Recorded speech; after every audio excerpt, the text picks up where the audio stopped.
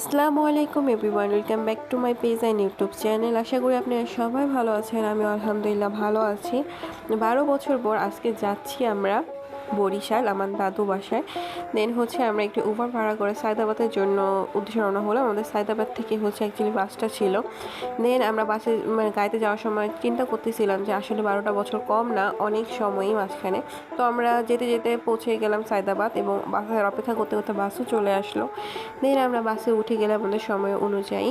দেন আমাদের সিটটা actually up down হয়ে গেছিলো। আমার বোন পিছে ছিল, আমি আর আমার আম্মু পাশাপাশি ছিলাম। দেন আমাদের যেখানে যেতে সময় লেগেছে বলেছিল যে 4 ঘন্টা লাগবে, সেখানে আমাদের যেতে 7 ঘন্টা লেগে যায়। এবং প্রথমবার পদ্মা সেতু দেখে মনটা ভালো হয়ে গেল। অনেক সুন্দর ভিউ ছিল, সাথে ঝিরিঝিরি বৃষ্টি ছিল, খুবই ভালো লাগছিল। দেন আমরা পৌঁছে গেলাম। যেতে যেতে আমাদের সন্ধ্যা হয়ে গেল। আমরা লাগেজ নিয়েই আমরা আমার চাচির জন্য অপেক্ষা করতেছিলাম, কারণ আমার চাচি আমাদের নিতে আসবে। যেতে যেতে আমরা অনেক ক্লান্ত হয়েছে, আর ভিডিও কন্টিনিউ